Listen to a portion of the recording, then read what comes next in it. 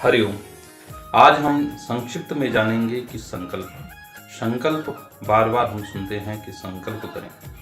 संकल्प किस तरह करना चाहिए? संकल्प का आखिर अर्थ होता क्या है? संकल्प का अर्थ होता है प्रतिज्ञा, दृढ़ निश्चय।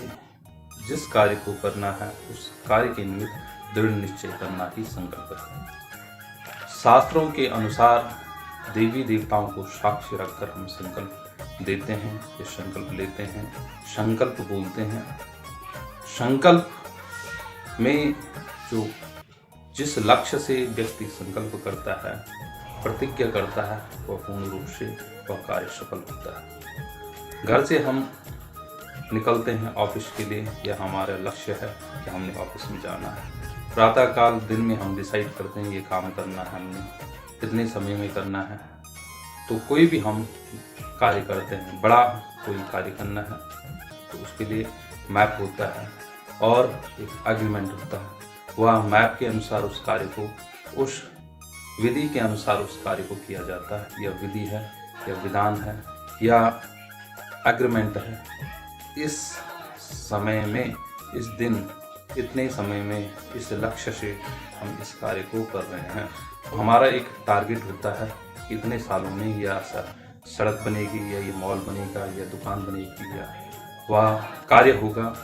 इतने समय में इतने व्यक्ति करेंगे, इतने ऐसे समय में ऐसे इस कार्य को किया जाएगा।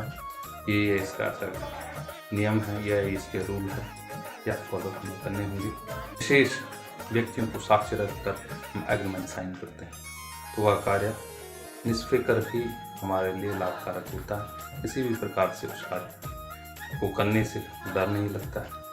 वह जो एग्रीमेंट किया है वह हमारे लिए ऐसा लाभकारक होता है, उसमें हम सेफ रहते हैं। इसी प्रकार हम जब भी कोई दान करते हैं, जब करते हैं, तब करते हैं, पुण्य कर्म करते हैं, यज्ञ करते हैं, अनुष्ठान करते हैं, तीर्थों के में दर्शन करके वहाँ पर ऐसा कुछ दान देते हैं, तीर्थों में पूजा करते हैं, कोई भी हम छोटी पूजा हो, बड़ी पूजा हो, जब हो, बिना लक्ष्य के, बिना संकल्प के वह कार्य अधूरा रहता है। अगर हमारा लक्ष्य है कि हमने आज 10 मालाएं जपनी है, तो वह संकल्प हमने किया तो हमें जपना पड़ेगा।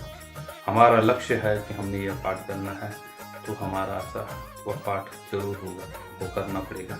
इतने दिनों का लक्ष्य है, इतने महीनों का लक्ष्य है, हमने या यज्ञ करना है, या अनुष्ठान करना है, या पाठ करना है, इतने दिनों तक यह पाठ चलता रहेगा, तो वह लक्ष्य है, वह क्रम हमारा टूटेगा नहीं।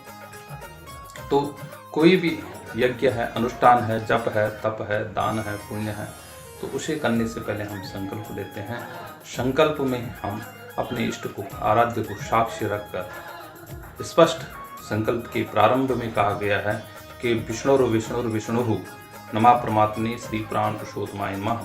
विष्णुराज्ञः, स्पष्ट कहा गया विष्णुराज्ञः, विष्णु की आज्ञा से हम यह संकल्प कर रहे हैं। संकल्प में सर्वप्रथम किस देश में यह संकल्प हो रहा है, कौन सा प्रदेश है, कौन सा शहर है, कौन सा ग्राम है, कौन सा नगर है, घर नंबर कितना है, कहाँ पर इस कार्य को, किस पुण्य क्षेत्र में इस कार्य को कर रहे हैं, और फिर ऐसे किस संवत्सर में, सन में ऐसे कर रहे हैं, संवत्सर में कर रहे हैं, किस ऐसे आयन में कर रहे हैं, किस मास में कर रहे हैं, किस पक्ष में कर रहे हैं, किस तिथि में कर रहे हैं, वार में, नक्षत्र में, योग में, कर्म में क्या ग्रहों की स्थिति है, और यह किस कामना से इस संकल्प को हम कर रहे हैं, किन चीज़ों के, किन पाप तापों के समानार्थ हम इस संकल्प को कर रहे हैं, क्या कामना है हमारे, किस देवता को हम साक्षी रखकर ऐसे इस कार्य को कर रहे हैं।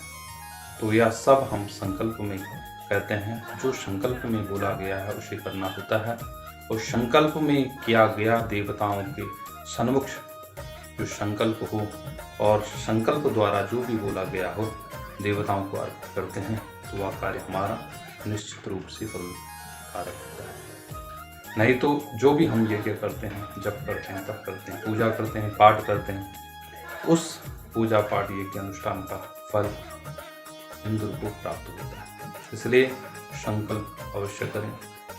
जिन्हें संकल्प नहीं आता है तो वह प्रयास करें कि संकल्प जिस भाव में भी बोल सकें, जिस भाषा में भी बोल सकें, ऐसा हम वह संकल्प बोलें।